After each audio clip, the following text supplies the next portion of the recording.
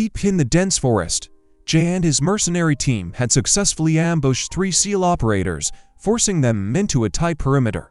Trapped and outnumbered, the SEALs' only option was to send a desperate message back to their base: "We're surrounded." But what Jay didn't realize was that one shadow had been watching, moving silently through the trees. Riley, invisible until the perfect moment, she struck with surgical precision, picking off 30 of Jay's men before they even knew what hit them. The chaos she created left the remaining mercenaries reeling, allowing Jay to escape, but his pride and rage burned hotter than ever. He swore revenge, his eyes set on Riley, unaware that the SEAL commander was already laying the groundwork for a trap that would turn Jay's aggression against him. As Jay vanished into the undergrowth, plotting his next move, Riley regrouped with the SEAL team, her calm exterior betraying none of the adrenaline coursing through her veins.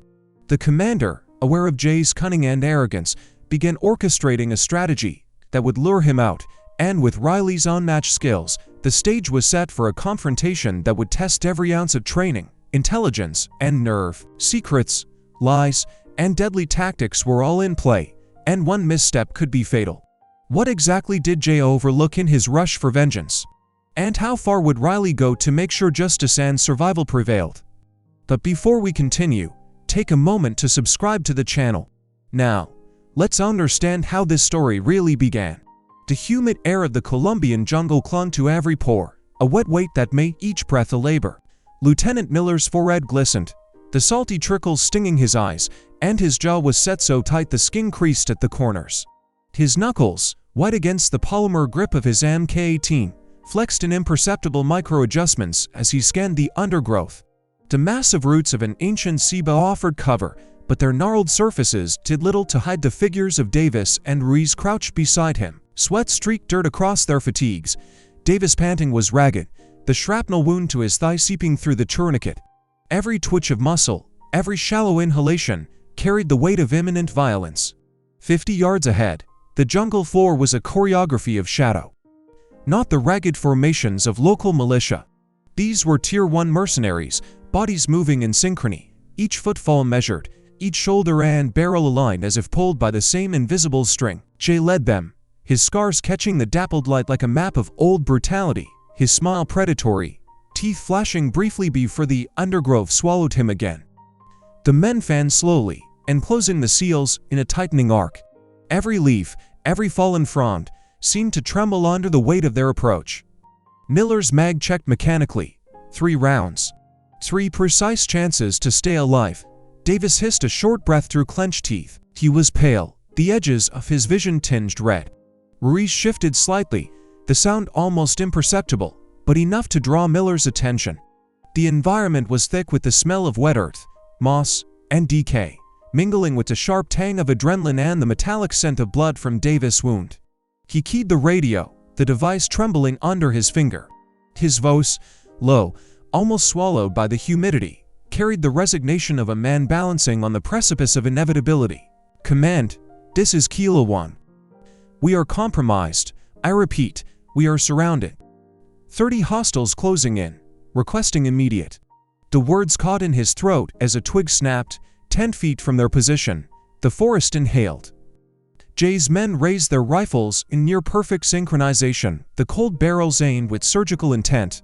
Thwip, the sound was quieter than a heartbeat, the hiss of displaced air. The closest mercenaries had snapped back, ocular cavity perforated with surgical precision. Before the body hit the mud, another thwip, then another, each punctuated by the soft spray of debris from the undergrowth. High above, camouflaged in moss-green gilly, Riley was a motionless silhouette against the canopy. Her breathing slowed to the deliberate economy of 4 beats per minute, almost imperceptible even to her own ears. Her thermal scope painted the mercenaries in stark contrast, white, spectral figures against the muted greens of the forest. Her finger hovered lightly on the trigger, calibrated, each squeeze a measure act of lethal intent. She didn't blink, she didn't hesitate. Jay barked orders into the humid air, his voice a cutting instrument of panic and authority, but his men fell one by one in a rhythmic erasure. Time dilated, seconds stretching into eternities as Riley swapped mags with fluid precision, rechambering, eliminating without flaw. 20 down, then 10 more before the brass of her initial shots kissed the mud. The rhythmic percussion of the suppressed rounds blended with the distant groan of broken foliage and the wet thud of falling bodies. Miller's gaze lifted, scanning the canopy, searching for movement, for any human silhouette to explain the sudden and untraceable carnage. His lips parted, the radio falling silent in disbelief. "Command," he whispered, trembling. "Cancel that request.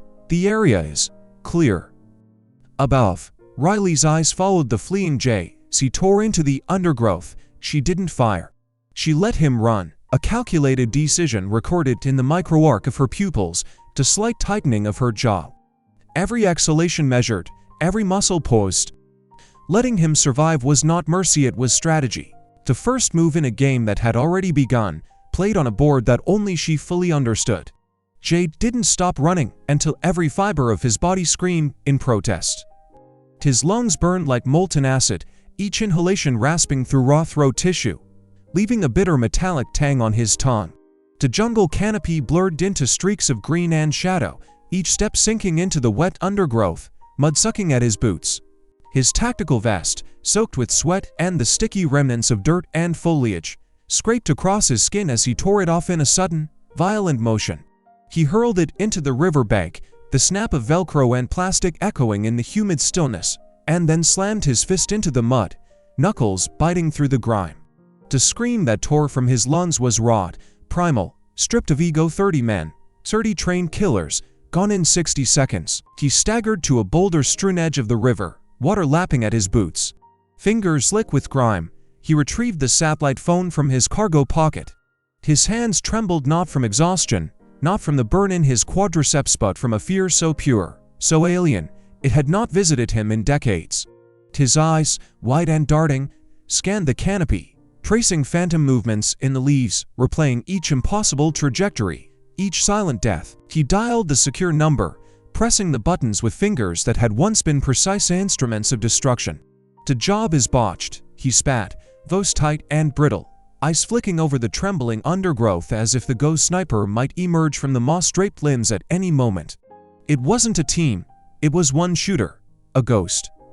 The words fell heavy, coated with disbelief, with a sheen of paranoia that made his neck muscles twitch in spasms. Jay's mind ran the sequence of events in loops, the angles, the timing, the almost inhuman precision of each shot. And then the realization, the shooter had deliberately avoided him. Each round had whispered past his boots before claiming his lieutenants.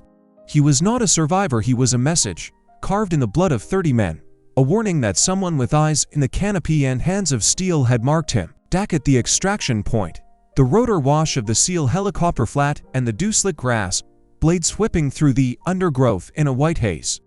Riley descended from the tree line, ghillie suit shedding fragments of moss and dirt with each careful step.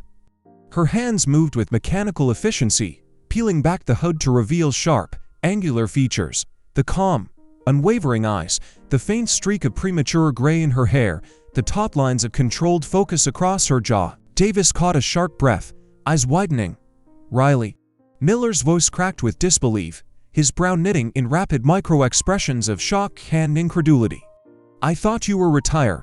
I thought you were." His words dissolved into the humid air and finished. "I was," Riley replied, voice low, smooth, a quiet edge of authority beneath the measured calm. Her gloved fingers worked on Davis's tourniquet with precise, practiced motions, checking the knot, inspecting the bleeding, adjusting pressure with professional detachment.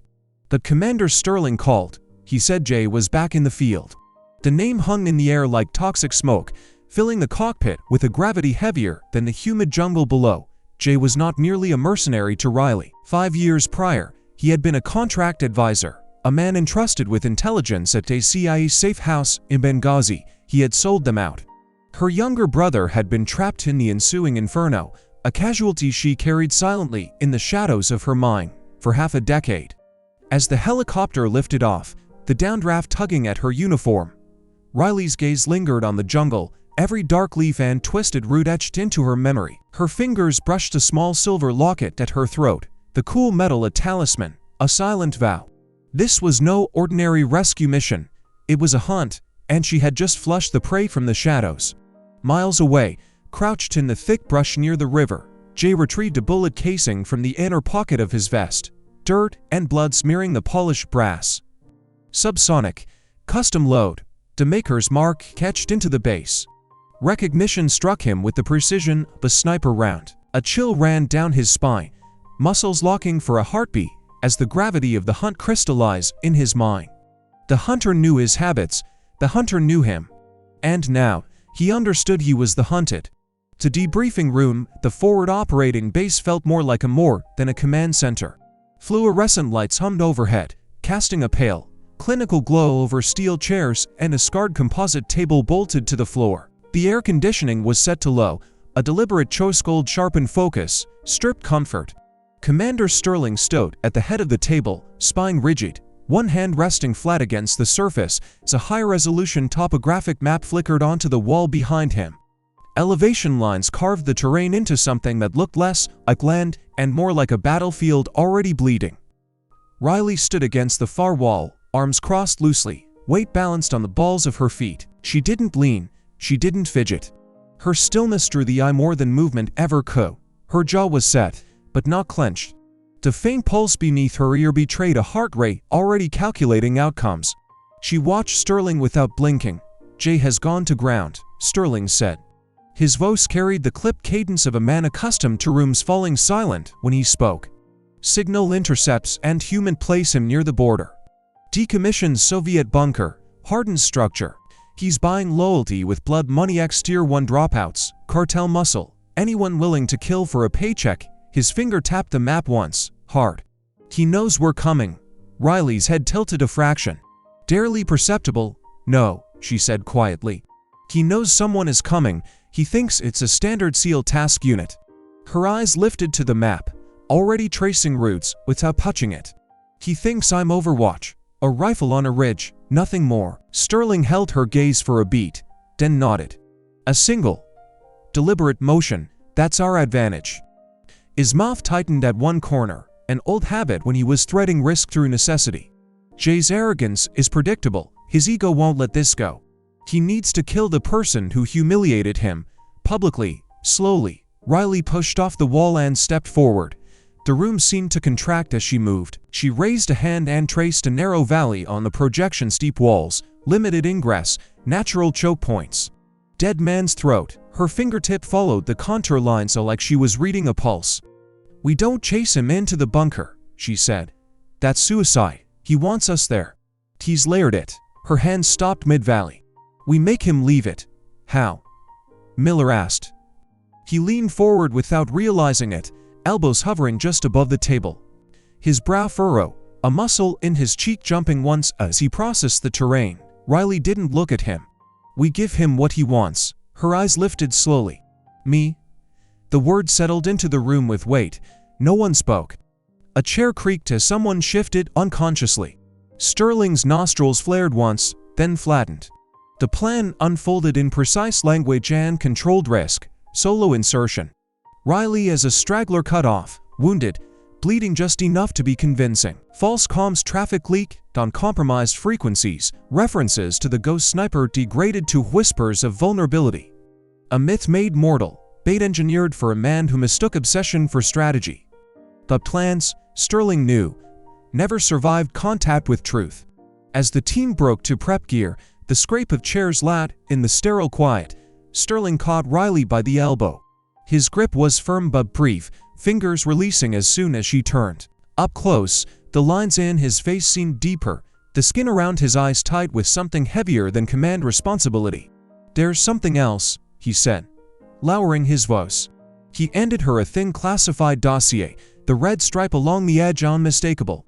Jay didn't just sell out the safe house, his throat worked once. He kept the encryption keys, full spectrum access.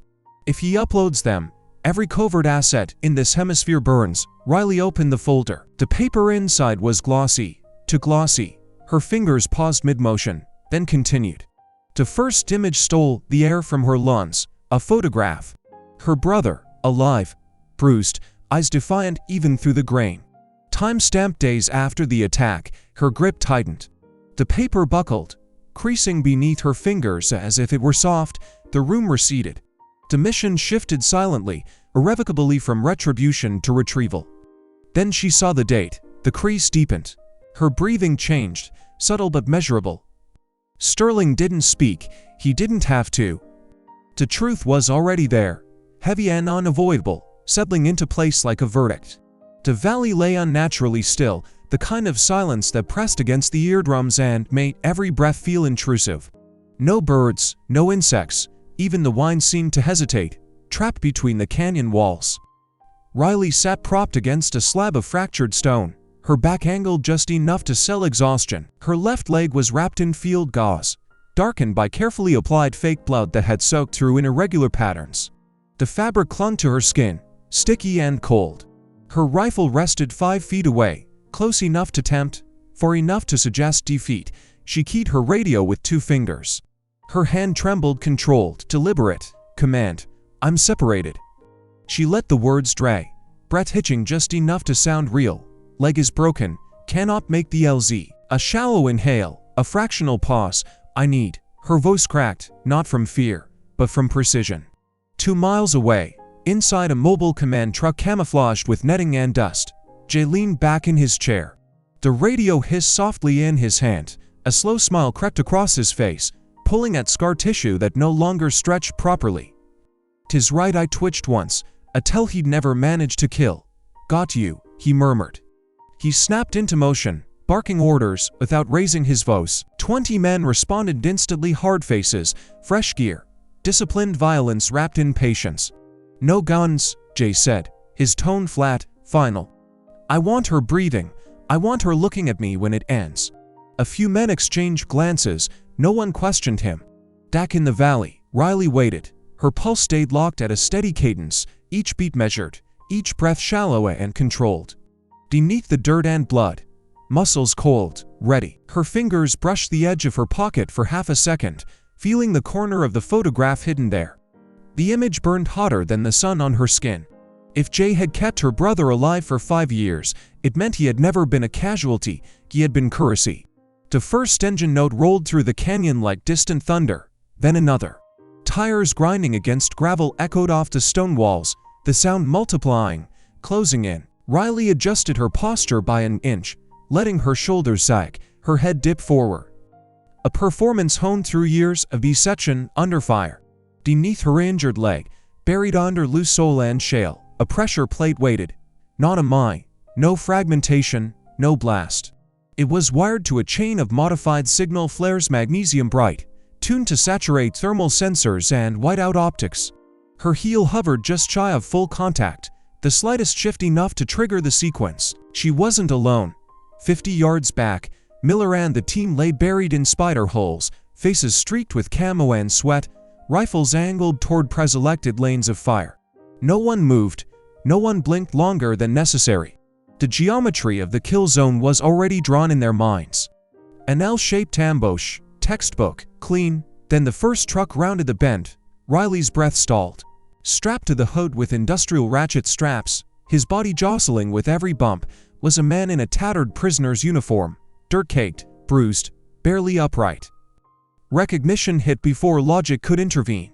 The slope of the shoulders, the rigid posture even under restraint. Commander Sterling, her fingers curled slowly into the dirt. Nails bit through glove fabric. For a fraction of a second less than a heartbeat, the world narrowed to a single, violent impulse. She crushed it, forced her breathing back into rhythm. The radio in her ear clicked. Jay's voice slid through the channel, smooth, satisfying. Did you really think I didn't have a mole in your base, Riley?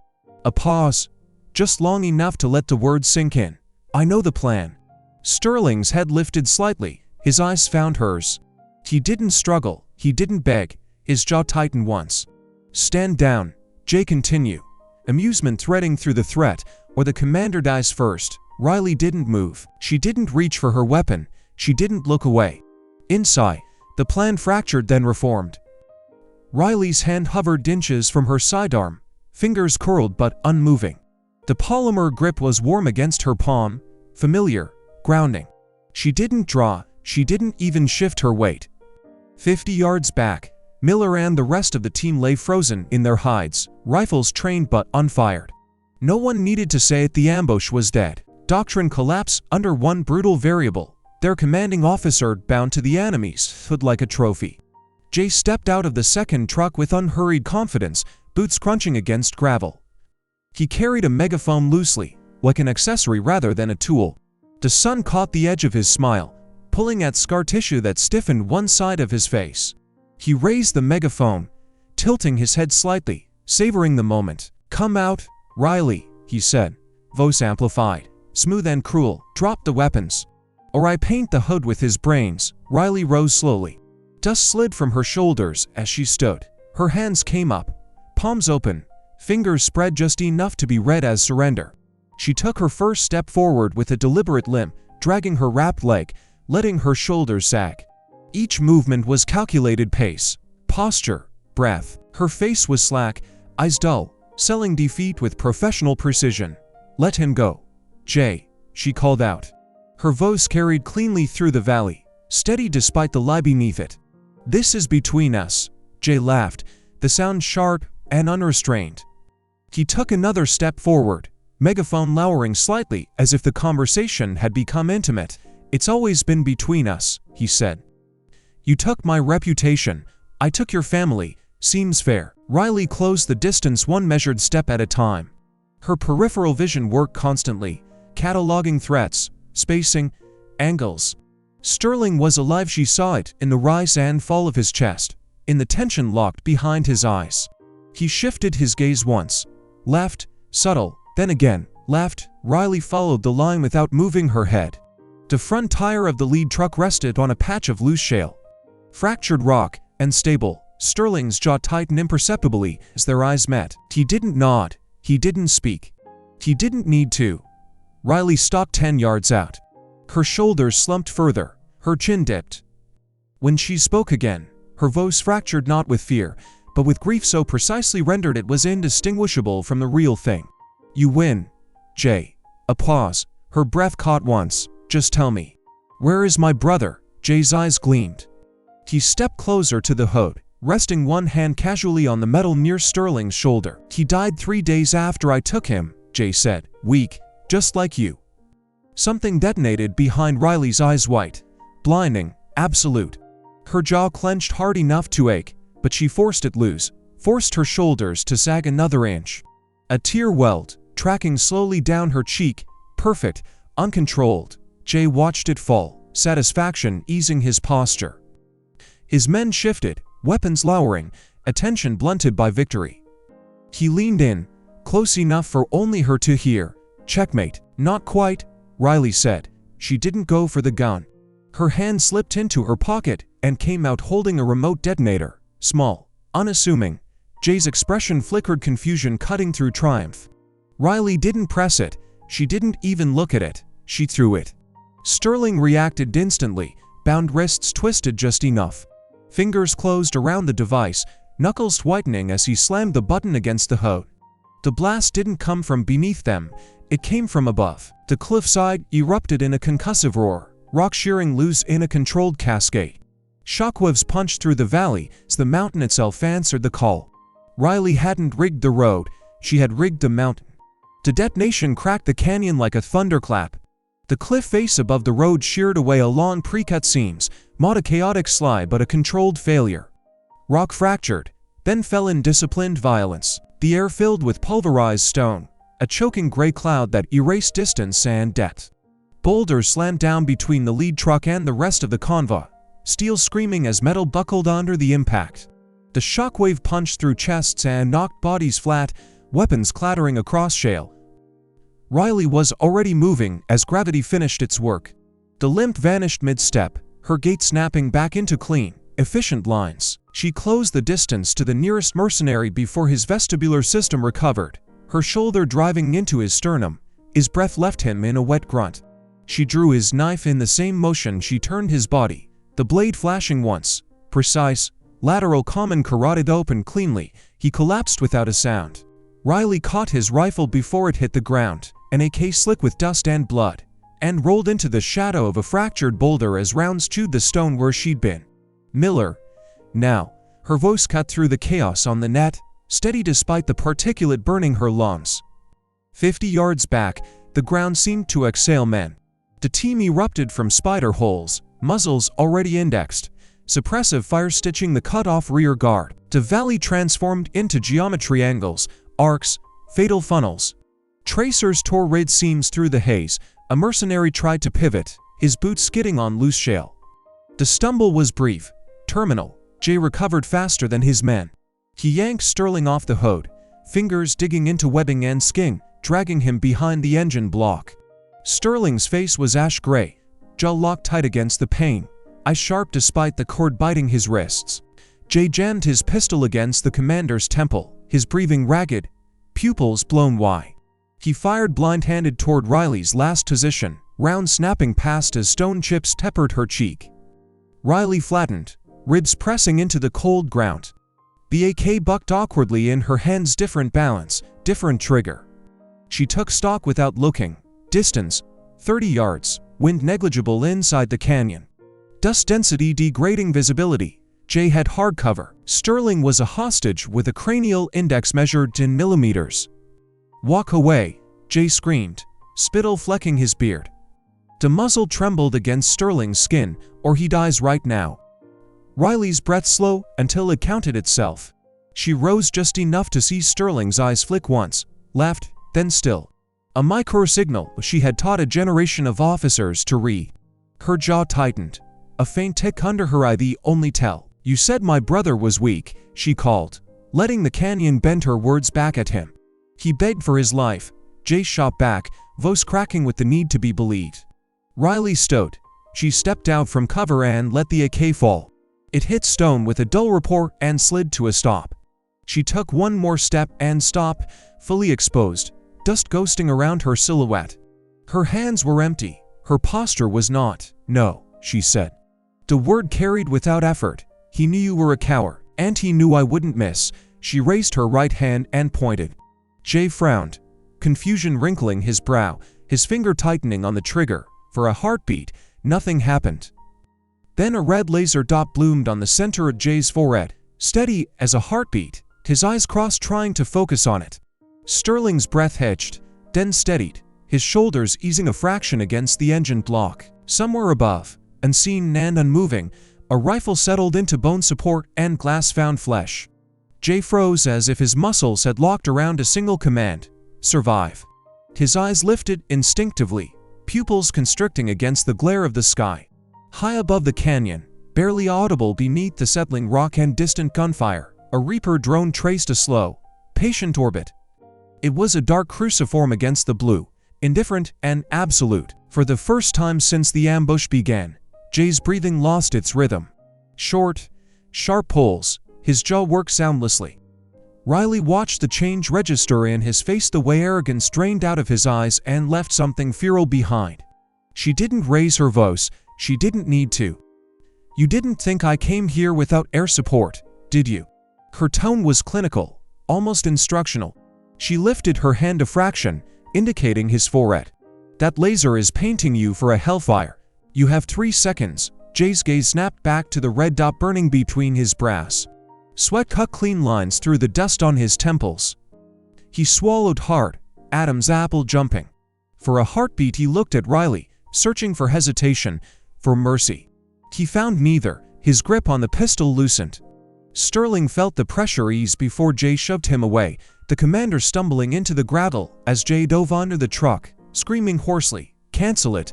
Cancel it!" Riley didn't move.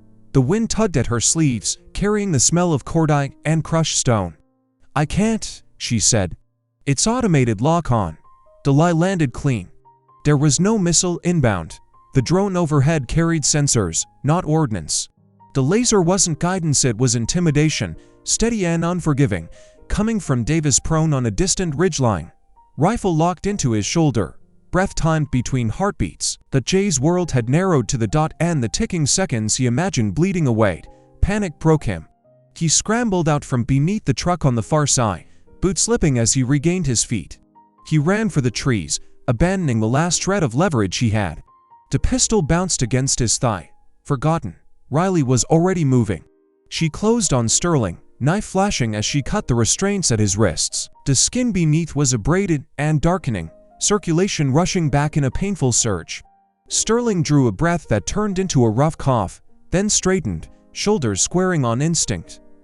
"Can you move, sir?" Riley asked. "I's never leaving the tree line." "I'm fine," Sterling said, voice graveled but steady. He met her gaze, a flicker of something unspoken passing between them. "Go get him, end this." Riley nodded once. She crossed to where she had cached her rifle earlier, fingers closing around the familiar weight of the SR-25. The weapon grounded her. She racked the charging handle, felt the bolt seat. She checked the magazine. One round remained. Enough. Her eyes tracked the disturbance at the forest edge, branches still trembling, leaves settling. Jay was angling toward the river, trying to hook back to his bunker, to concrete and cameras and old contingencies, to predictable. "Davis. Miller," she said, into her comms, voice low and controlled. "Secure the prisoners. Jay is mine." Acknowledgements clicked back, terse and immediate. Riley stepped into the trees. The light shifted, breaking into hard bars between trunks. The ground softened underfoot, mud holding the story of every step. She followed it without hurry, reading depth and stride, the slight inward roll of his right boot, her breathing stayed even.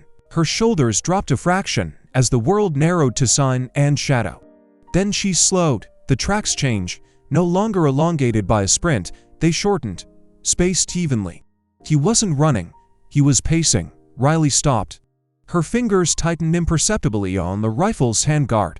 Somewhere ahead, a man who had lost everything waited, believing fear could still give him an advantage. She listened, letting the forest speak.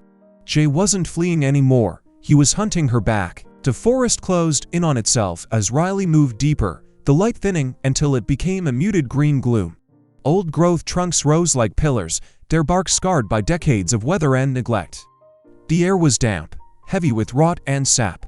Her boots found the ground without sound, weight rolling from heel to toe, but the fine hairs along her neck prickled anyway. Something here was wrong, not danger intent. The voice came without direction, amplified and distorted, ricocheting through the trees as if the forest itself were speaking. Jay had found an old logging camp, one of the forgotten sites where rusted speakers still clung to poles. "You rely too much on tech, Riley," he said, amusement curling each syllable. "Drones, lasers, radios, what happens when the battery dies?" The answer screamed in her ear. A high-frequency whine tore through her earpiece, sharp enough to make her jaw clench. Her comms flatlined, the faint data readout in her scope flickered, then vanished. The thermal image collapsed into darkness. She was alone in the most literal sense. Riley tore the earpiece free and let it fall. She thumbed the release on her optic, stripping it from the rifle and tossing it aside. Iron sights, simple, honest, her breathing slow, counting itself without conscious thought. The shot cracked through the trees, muffled but precise. Impact burned across her shoulder, hot and wet, fabric shredding under the graze.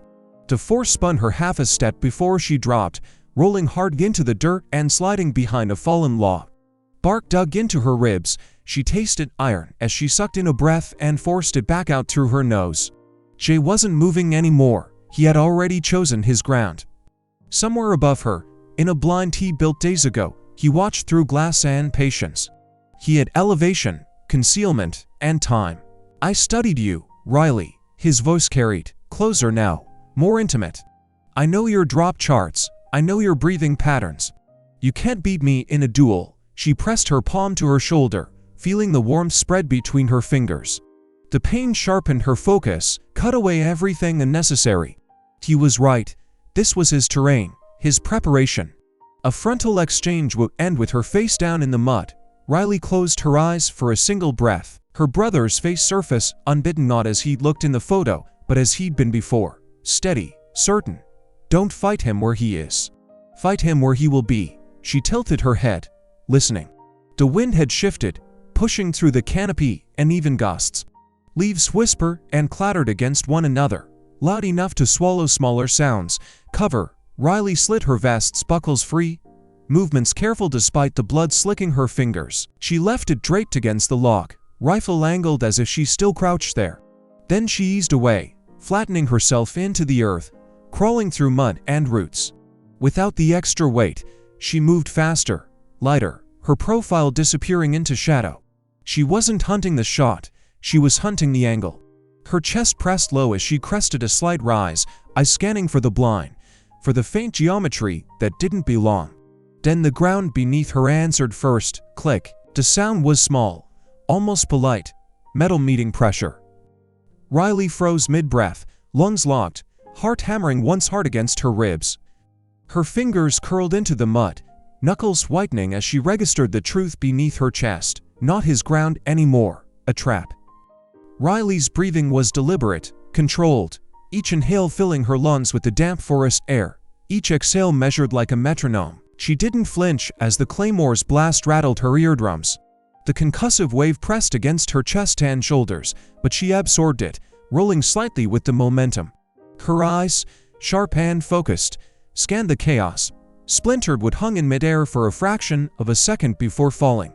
Dirt and leaves sprayed like confetti from the explosion. The air was thick with smoke and acrid scent of cordite.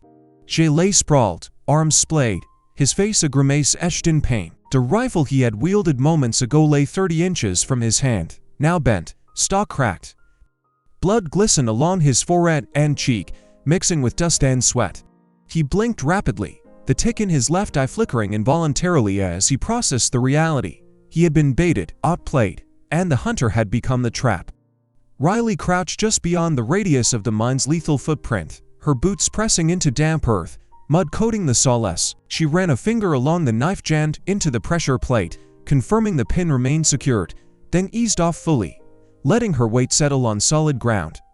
Her movements were economical, calculated. She picked up her sidearm, checking the chamber with a tactile slide of the bolt, her thumb brushing the safety before flicking it off.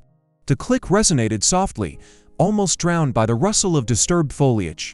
Jay coughed, a wet, rasping sound, his chest heaving with shallow breaths. One hand clutched a shredded leg, the other scraped at the dirt, desperate to gain purchase, to put distance between himself and the woman who had orchestrated his downfall. His pupils darted, tracking her every subtle movement. Riley's shadow, framed by shafts of muted sunlight breaking through the canopy, blocked a jagged horizon. She was a predator incarnate, calm, and in control. You set me up, he rasped, voice cracking under the strain of exertion and shock. A bead of blood ran down his temple into his ear. You're not just goat, you're insane. Riley's lips barely moved. Her expression was neutral, professional, but her eyes steel gray, focused, burned with the memory of her brother and the years of preparation. Insanity is underestimating your opponent, she said quietly, almost conversational, letting her words linger in the humidity of the forest. You taught me that. Jay attempted to lunge, dragging his mangled legs across the forest floor, but the terrain betrayed him, roots, rocks, and mud slow every movement. His fingers scraped against the soil as if willing the earth to give him leverage. Riley shifted slightly, toe tapping on a fallen branch, the faint crack a psychological hammer. She didn't raise her gun further. The threat was implied, omnipresent, the laser-focused aim of a mind that had studied him, anticipated him, and now controlled him. Think fast, she said, voice low but hard. Every second you stay alive is because I'll act. One wrong move, and it's over. Jay's chest rose and fell in rapid, shallow pulls. His lips trembled, jaw tight, nostrils flaring as he gauged escape options that didn't exist. A bead of sweat traced down his temple, crossed the line of blood, and disappeared into the dust-streaked ground. He realized, finally, the depth of the trap he had walked into. Riley wasn't just a shadow in the trees. She was the architect of his downfall, and the dead man's, which had become a mirror, reflecting his hubris back at him in lethal clarity. Riley's boots pressed into the ground, fingers curled around the sidearm grit, thumb brushing the trigger, but she didn't fire. Instead, she waited, reading him like a book with worn, dog-eared pages.